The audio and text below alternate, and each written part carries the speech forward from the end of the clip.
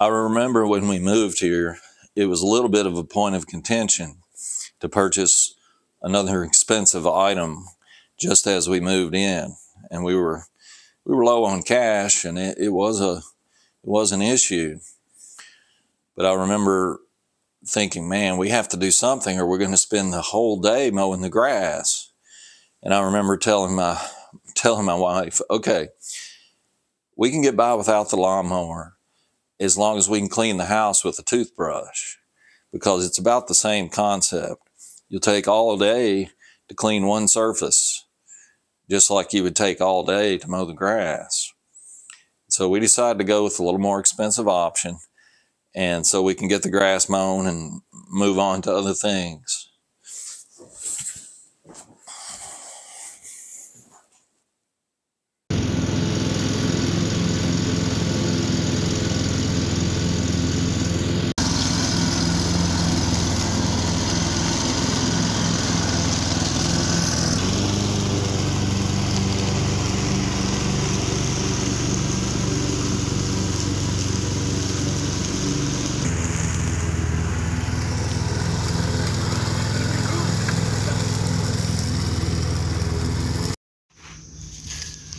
All right, I'm going to talk today about this machine that we have. It's a Skag 52-inch lawnmower. It's a walk behind, zero turn, hydro drive. It's pretty old, but we've gotten a lot of use out of it.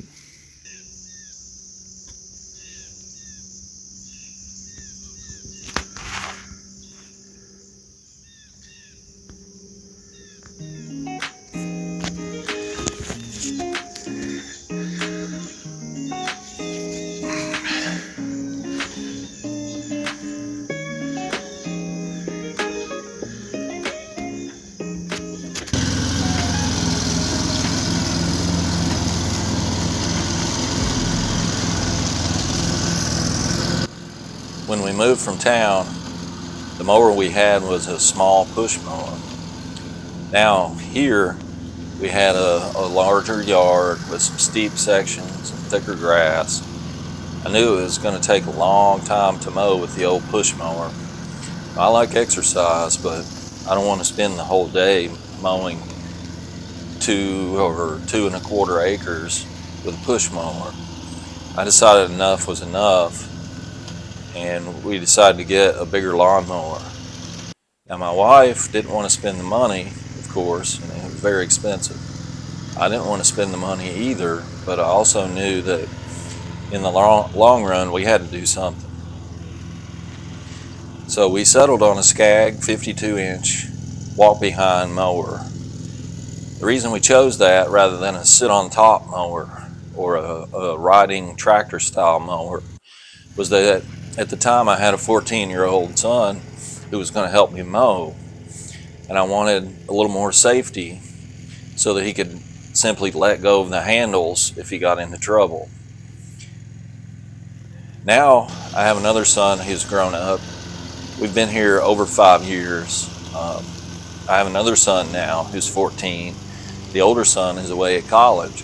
So now the younger son can mow the grass without fear of him toppling the mower over on top of himself, or hitting fence posts or trees, or flipping the thing and causing severe injury or death. With this thing we can mow fast, we can mow around a lot of obstacles, but there again we get exercise with it, and if our kids run into trouble, all they have to do is let go of the handles and the thing stops, and no harm done.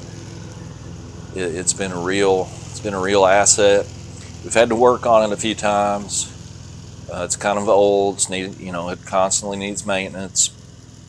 It's a little expensive to work on. We work on it ourselves. We buy parts for it and move on. But it's been great, and I'll show you a couple shots of us using it, and see for yourself what you think.